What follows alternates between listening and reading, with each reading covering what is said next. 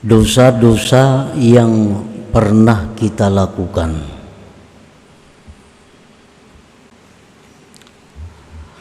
Janganlah dosa-dosa itu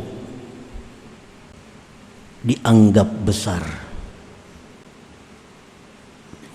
Apabila menganggap besar itu membawa kepada buruk sangka dengan Allah. Karena bagaimanapun besarnya dosa kita, apabila berhadapan dengan kemurahan Allah, maka dosa besar tadi menjadi kecil atau hilang sama sekali.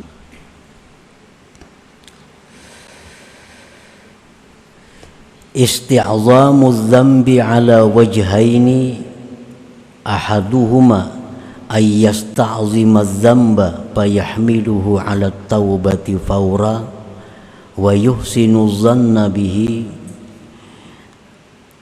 bi anna Allah ta'ala ma arada bihi illa khaira wa anna Allah yaqbalu taubata 'abdihi wa hadha mahmudun wa min alamati imanil 'abdi wa hayati qalbi. Menganggap besar sebuah dosa itu ada dua macam. Yang pertama, bahwa seseorang itu menganggap besar dosa-dosanya yang telah lalu. Misalnya dia pernah minum arak, dia pernah berjudi, dia pernah berzina, dia pernah melakukan riba, bahkan dia pernah membunuh. Dia merasa besar dosa-dosanya itu. Maka membawalah akan dia atas tobat segera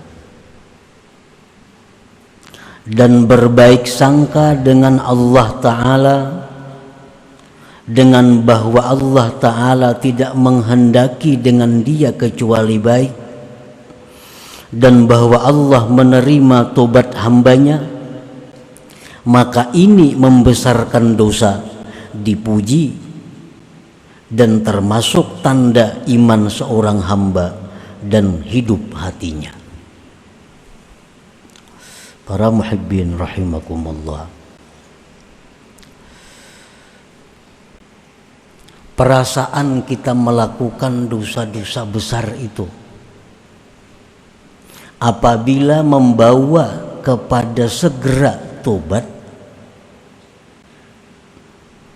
berbaik sangka dengan Allah bahwa Allah itu mengampuni dosanya, maka ini menganggap besar dosa tadi sesuatu yang terpuji, tanda iman kita dan tanda hidupnya hati kita.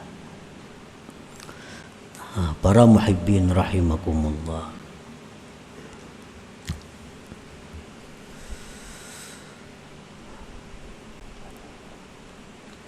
Rasulullah sallallahu alaihi wasallam bersabda, "Lau adnabtum hatta tablugha khatayakum ananas sama, thumma tubtum lataballahu alaikum." Andai kata kalian berbuat dosa sehingga sampai dosa-dosa kamu itu ke atas langit, kada muat lagi bumi ini, kebanyakan dosa kita sampai ke atas langit, tumpukan dosa. Kemudian kamu tobat, maka Allah terima tobat kalian itu. Nah, inilah yang perlu kita berbaik sangka kepada Allah, bahwa sebesar apapun dosa yang kita lakukan, sebesar apapun dosa yang kita lakukan, tetap kita bersangka baik kepada Allah bahwa kalau kita tobat dosa itu diampuni oleh Allah.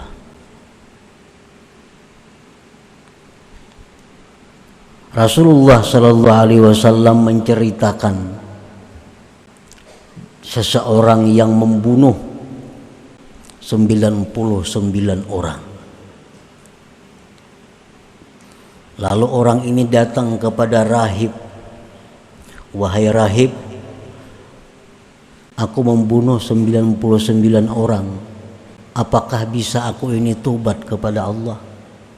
Apakah Allah bisa mengampuni dosa-dosaku?" Ujar rahib, "Terlalu berat dosa ikam itu. Itu kalau diampuni Allah. 99 membunuh orang."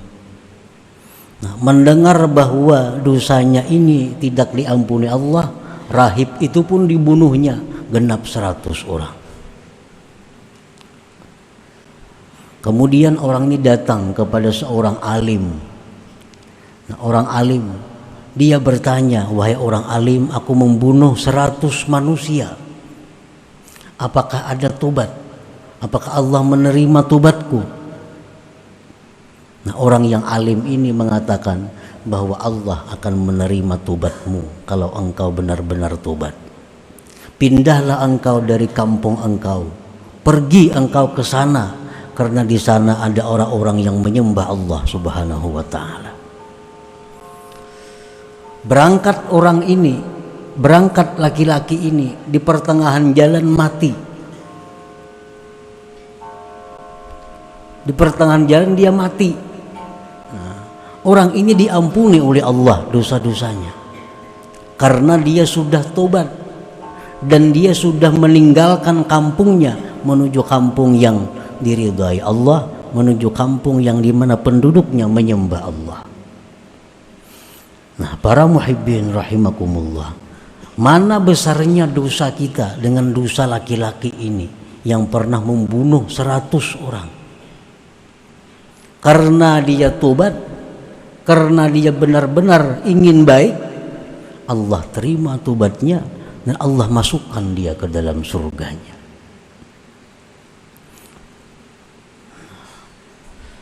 Para muhibbin rahimakumullah, jadi menganggap besar dosa itu baik, asalkan membawa kepada segera tobat dan tetap berbaik sangka kepada Allah.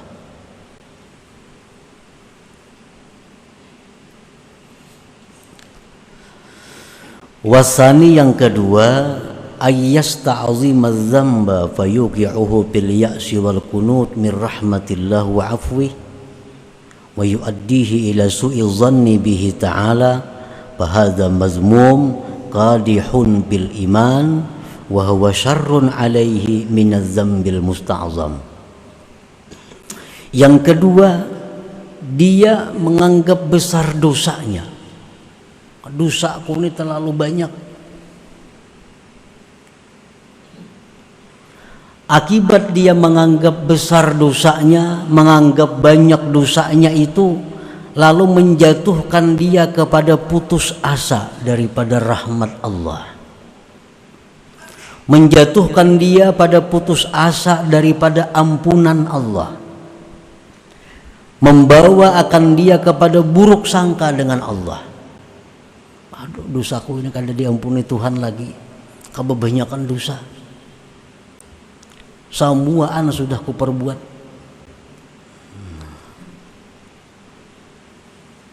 Nah, menganggap besar dosa apabila membawa kepada demikian, itu mazmum, dicela, kada baik itu, dan merusak iman,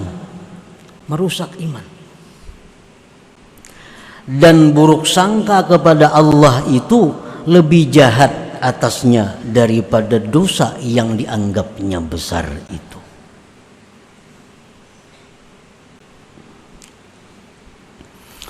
Nah, para muhibbin rahimakumullah,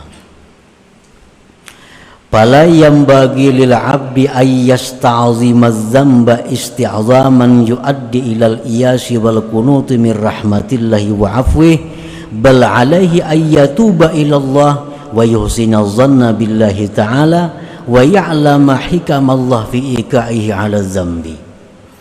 Maka tidaklah patut bagi seorang hamba bahwa dia menganggap besar dosa yang membawa kepada putus asa dari ampunan Allah dan rahmat Allah.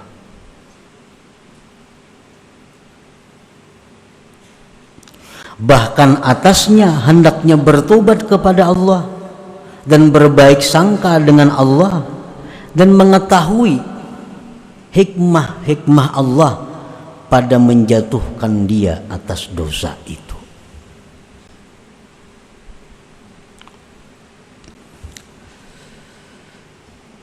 Nah, jadi sebagaimana kita kada boleh